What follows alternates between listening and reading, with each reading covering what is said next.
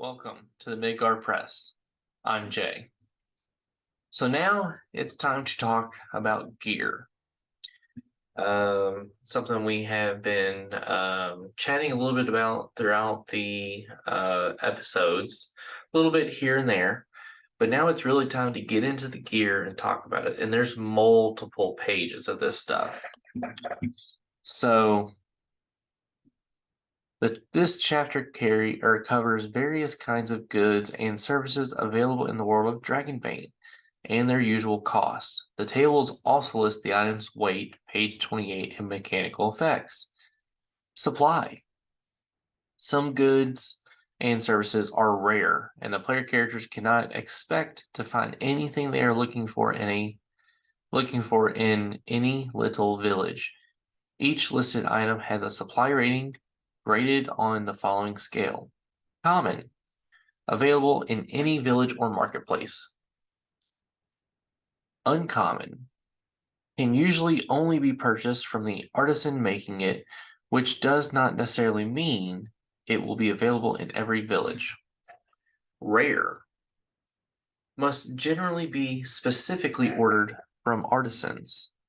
And unique, can only be obtained in treasure troves and from the person who found the precious item. My precious. Weapons and armor.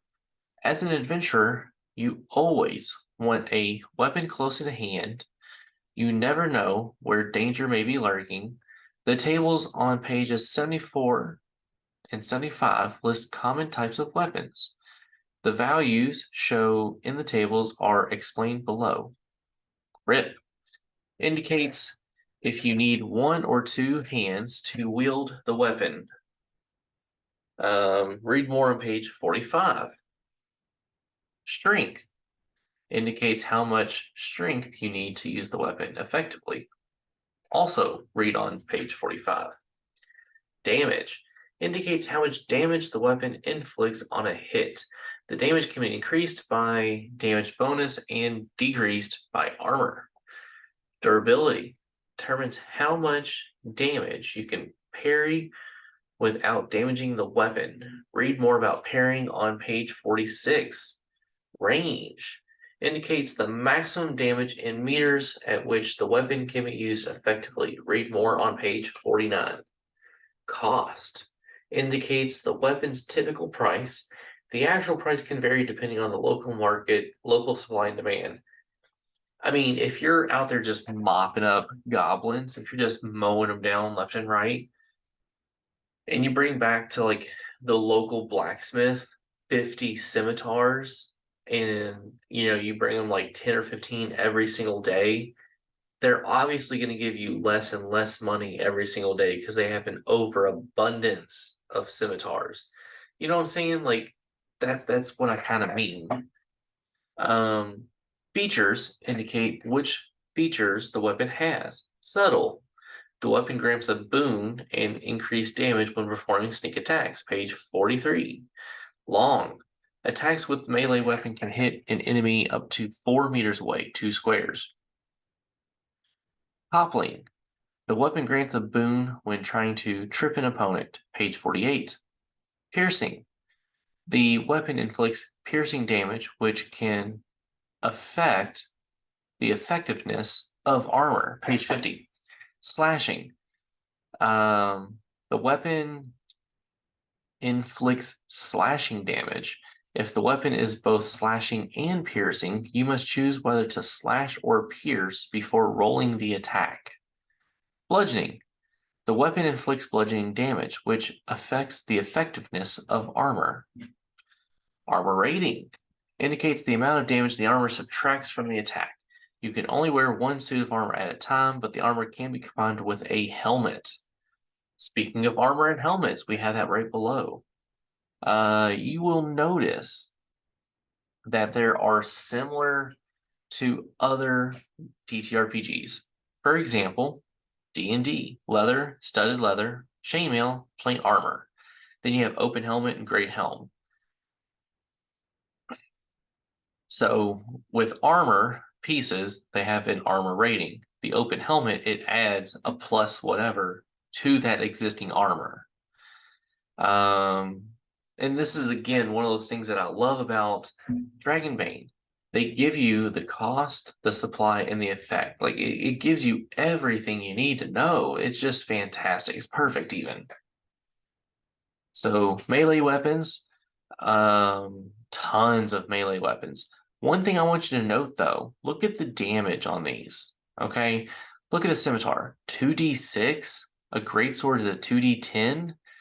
Longsword's a 2d8. These are crazy damage dice. Like if you're used to D&D, a greatsword does not do 2d10. A dagger, look at this. A dagger does d8. A d8. Now, something else you may not find familiar, might look a little weird. This short sword right here. Let's just use the short sword as an example. It does both piercing and slashing, which makes sense. You can slash or you can stab somebody with it. Like, it makes sense. Like, these weapons shouldn't just have one type of damage like they do in D&D or Pathfinder or other similar TTRPGs. They should have multiple. You can do multiple things with them.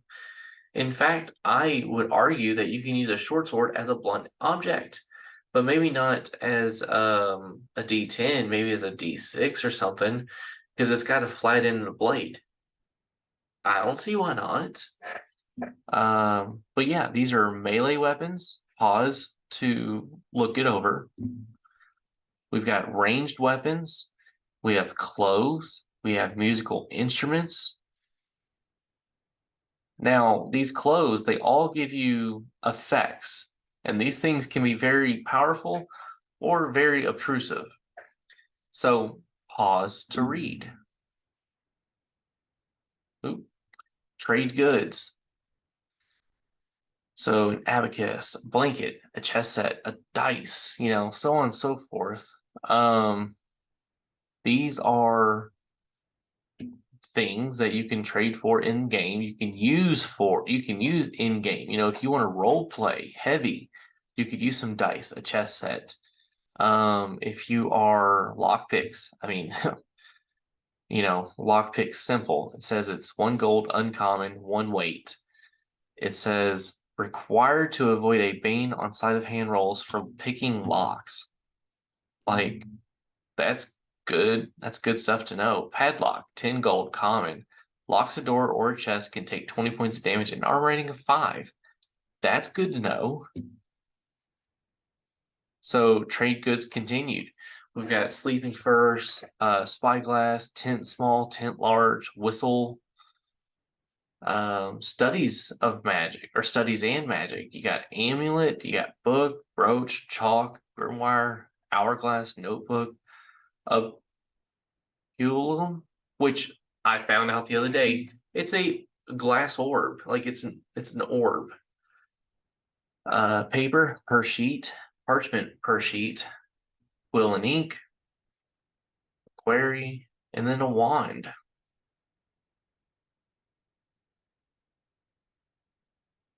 Light sources. Oh, light sources play such an important factor because you do not have dark vision. No player character, Ken, has dark vision. So if you plan on going somewhere dark, like a crypt or a dungeon or a tomb or something under the ground or something in the ground that's above ground, someplace that just doesn't have windows. How about that? You need a light source, whether it's magic or non-magic, you need a light source. So make sure to get some. Tools. This is stuff that allows you to navigate easier, either through a dungeon or through an adventure, I should say. Or you just plain out use like blacksmithing tools, carpentry tools, tanning tools. That's good if you're going to be a blacksmith, a tanner, so on and so forth. Containers. Backpack, barrel, basket, bottle, bucket, chest. clay jug, saddlebag. If you get like a donkey or something like that, I mean, that could be very beneficial. Very beneficial. They could carry a bunch of stuff for you. Unless you just go into town, hire a hireling, an NPC to just basically be your pack mule, just carry stuff for you. You could do that too. But we got medicine down here, poison lethal, poison paralyzing, poison sleeping, herbal concoction, healing potion, badges, and then surgical instruments. Ugh. Services, and these are things that you can get. What? It has a hair. I haven't even actually looked at this. We've got the courier, which delivers a message to the recipient. We've got a haircut. We've got lodging at various inns. A road toll. What? I like that. I want to fit a road toll into my game somehow now. Write that down. Road toll.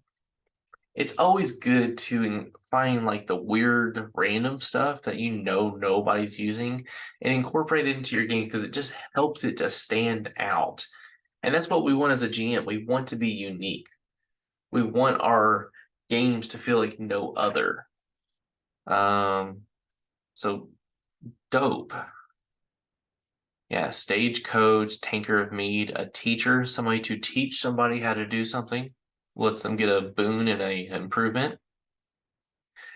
We've got hunting and fishing. We've got means of travel, animals. So, the means of travel allows you to get a cart. It's pulled by one horse or donkey. It can carry 2 people and 50 weight units. That's incredible. A donkey is 12 gold, carries 12 wedge units all by itself, can't be ridden. And that's the bestiary. So that's all we have for gear. That's all we have for goods. It's all we have for items. Now, this doesn't include like magic items or anything like that. So, don't look through it trying to find any magic items. I don't think there's a spot for just magic items right now. There's still, I mean, there are magic items, don't get me wrong, but they're within the adventure module. Like it's not like a list of all the magic items in one spot. They're all listed within the module. That's actually not a bad idea. I should do that. I should create a list for you all as far as where the magic items are and what they are. That's actually not a bad idea. Writing that down.